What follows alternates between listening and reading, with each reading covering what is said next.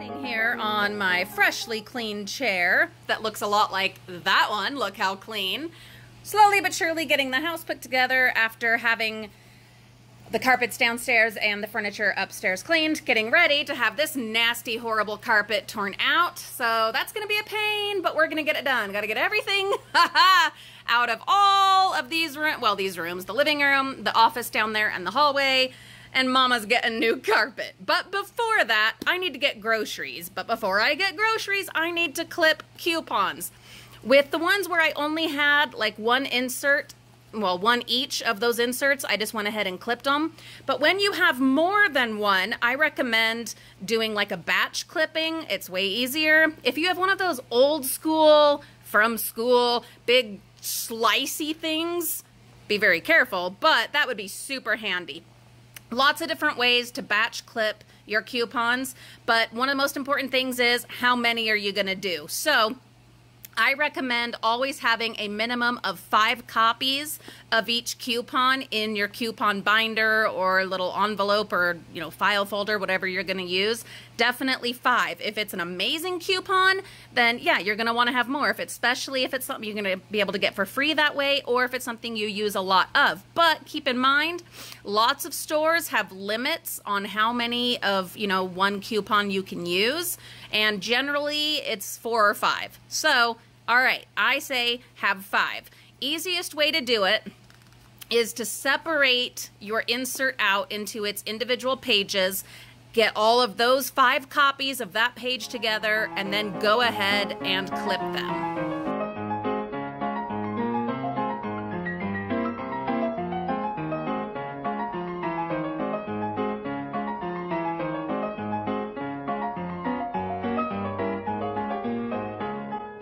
Obviously, you could do this like at your kitchen table or a desk or something and lay them all out that way. I know a lot of people do that, but I like to sit here in my favorite chair and watch a movie with the kids or catch up on my Netflix shows or my favorite YouTubers whilst doing my coupons. This is the way that works for me, guys. That's all I'm doing on here. That's all I do on this channel. I show you what works for me and mine. You take it, you modify it if you need to, you figure out what works best for you. But what I'm bringing you is what I have found works best for me.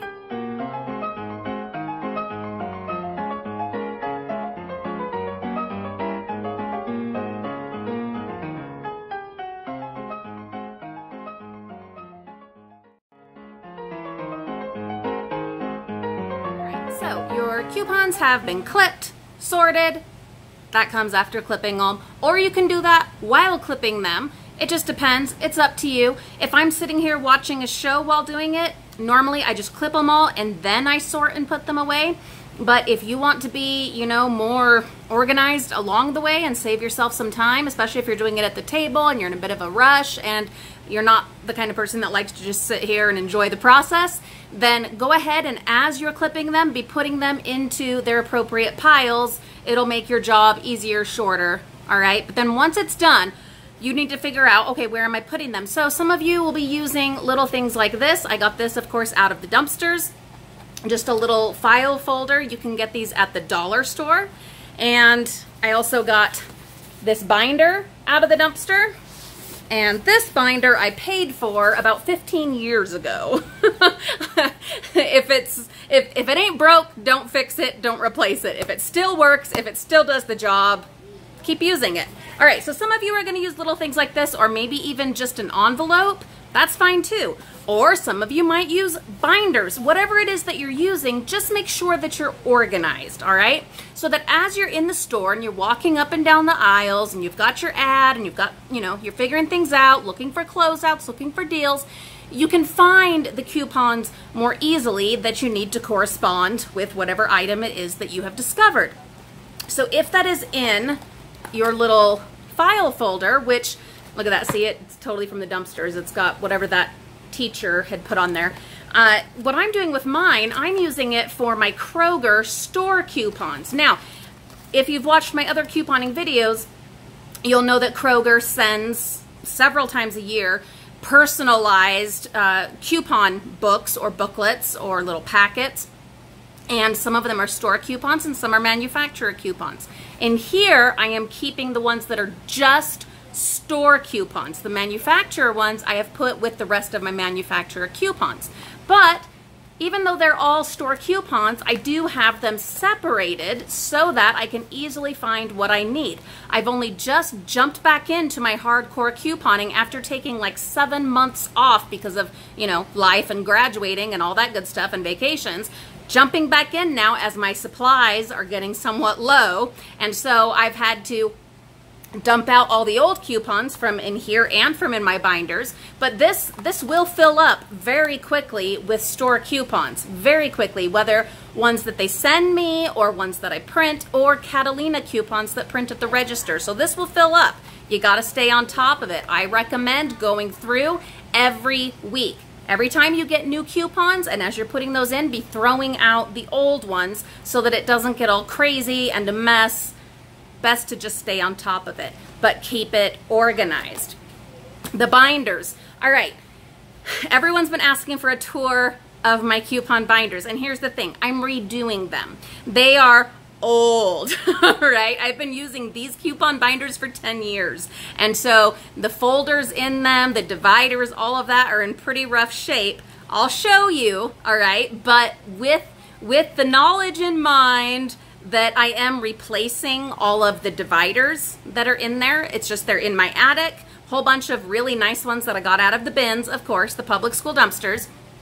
Really nice ones. It's just too darn hot to get up there right now. So in the morning, I'm going to get those down, and I will bring you along as I redo my couponing binders. But for now, we'll just give you a brief idea, okay?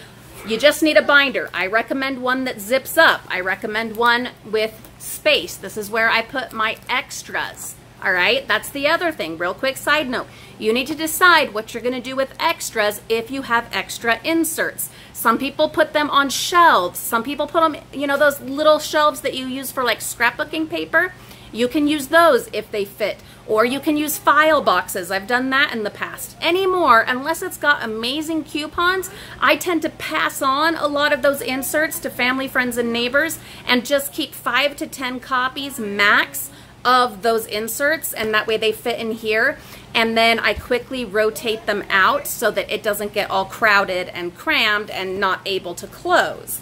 But anywho, you're just gonna want these plastic sheets.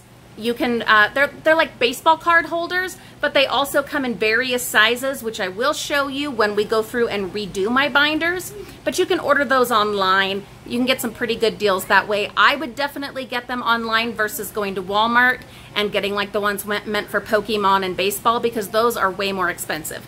You can find much better deals online. You just have to look a little bit. And then I recommend having just tabs with your different labels of what, you know, what is in that part. Again, I'm going to be replacing those. These ones, in, you know, right here in this binder are actually in decent shape, but in my other ones, they're rather atrocious and destroyed. So we're going to be replacing those.